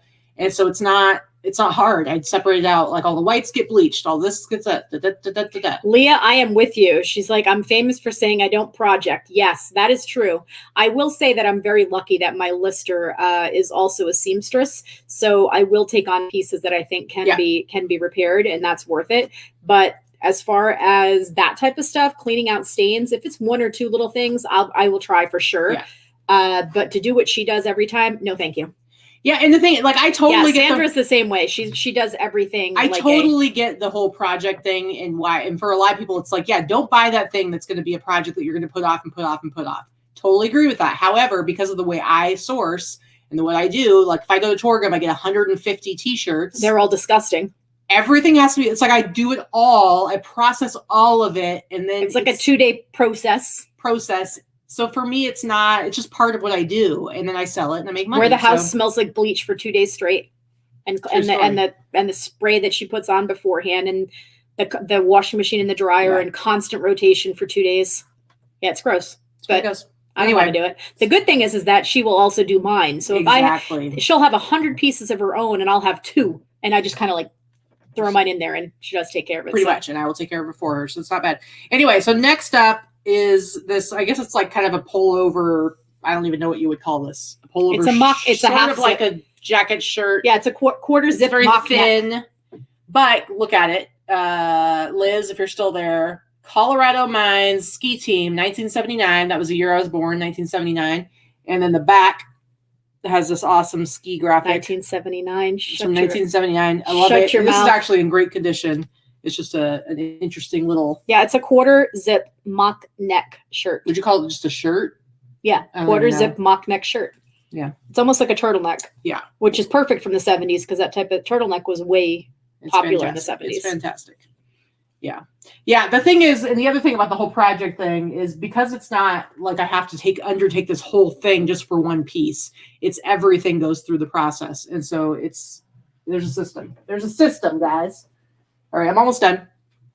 All right. Next up, I have this awesome Minnesota Vikings Monday Night Football sweatshirt. It's got Are you ready for some football? Hank Williams Jr. on it. I remember watching Monday Night Football and seeing him on and having that whole jingle jangle.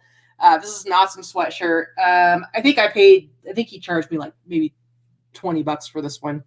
Not a whole lot, but just an awesome sweatshirt. I love it. I will definitely I will list for like 100. Brenda Pendleton likes the Minnesota Vikings. Oh. Another Christmas piece. This is a dead stock. It's got a little a little sticker on it. Again, it's a Christmas one, but I'm not going to have it ready to go in time for Christmas. But this is for Excalibur. It's got all the glitter. It's awesome because it's Excalibur. But look, it's got see the glitter. The glitter. The glitter. I love it though because it Where's has Kelly's it. I got some of my East Coast people watching. All right, Split up. shut your mouth for a second. I love it because it has the reindeer on it. You can see. Anyway, So bad. awesome So Christmas, awesome Christmas sweatshirt. I think it's magical. It's hideous. And Hideously magical. I'll probably put this up for 100. Hope to get 70 for it, but it's not going to be up in time for Christmas anyway. And then the last thing I have, which this is probably one of my favorite sweatshirts I've ever picked up because it's such a cool design. This is from 1989. In anticipation for the 1990 Super Bowl. This is a beautiful Denver Broncos sweatshirt. But what I love about this is it's like the colors are so interesting. It's like kind of this, what do you call it? Pastel sort of orange neon. and blue neon. So the Denver Broncos colors are orange and blue. Those are just neon orange and blue. Yeah, but then it's also kind of like almost like an 8-bit, like the way the printing is. Pixelated. It's like pixelated 8-bit. So it's really cool. I've never seen one like this. Awesome graphic. And it's got you see right here, it has the dates for the 1990 Super Bowl, but this sweatshirt's from 1989. Jacob says, for those who want to be a human trading card, have we got the sweater for you? Yeah, I love it. I think it's really, really cool. It's got like the great. Michelle has a good point there. She said, I think Christmas Michelle Reseller Project said, I think Christmas in July will be a thing this year, so I wouldn't avoid listing Christmas stuff. Oh, never avoid it. I list it all year long anyway, but I think you're right. I think because so many people were unable and will be unable to have family and friend gatherings this year for the holidays, that by the summer, hopefully, knock on something, when it might be safer to do so. I think Christmas in July is very realistic. You may have to drag out the decorations twice this year. DuPage Piquer says Minecraft's Broncos. No, I will not be digging out the decorations twice this year. I thought that was gonna go right by. We will leave them up year round. I don't mind that, but once they go away, they're not coming back out again until next winter. Anyway, I got this for only $25. I was actually surprised when he told me 25. I was like, I'll take it. $25, and I will definitely sell this for at least 100. It is beautiful. It is magical, and I love it. It's probably my favorite piece, even though I really love the skiing ones. This is probably... It's a very cool one. It's just, I'm not a football fan, but as a vintage seller, I love the all-over style of it. I think it just is a really, really awesome looking sweatshirt. So that's about it. Yeah, we had some good stuff. So Sandra, Wicked Reseller, neglects to tell you that she lives in Palm Desert too. Palm Desert on the golf course with a golf cart garage. That's very fancy. In a fancy house that's mid-century sort of. Yeah, very cool. Mid-century design anyway. All right, okay. Listen up, guys. Thanks for coming and hanging out with us. We actually kept it under 2 hours, which is surprising with everything. This is our normal 3:45. I know, but we had that's my whole point is that you literally sent me a bazillion items to show. We had a lot to talk about. We had a lot to cover at the beginning of the show. So the fact that we were able to keep it under 2 hours is impressive. It means we talked a lot. But talked quickly. You made it an hour and 18 minutes into the show before I was forced to confiscate your phone. So that's pretty good. Yep. That's pretty good. So thanks guys for hanging out with us. We really appreciate it. We love coming and seeing you on Sundays.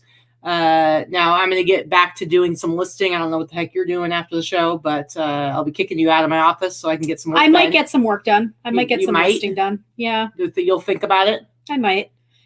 I haven't done a hell of a lot of work this December, I have to say. Work on the house, work on shopping, all that kind of stuff. Yeah. Well, I'm going to get some work done because I don't know if you've seen our numbers. She can afford to slack off a little more than I can. Anyway, guys, thank you. Come hang out with us in the Boss Facebook group, and we will see you next Sunday. I will definitely have some more cool stuff. Are you gonna be sourcing it all this week? You'll be getting some of your stuff in. I'll be getting some stuff in this week. So yeah. She'll be getting some stuff in. I'll be picking up some more band shirts from yesterday's fits, along with hopefully some other really cool stuff. So next Sunday, we should have some pretty cool pieces to share with you. So thanks again for coming and hanging out with us, and we'll see you later. We love you guys. We do. See you next week.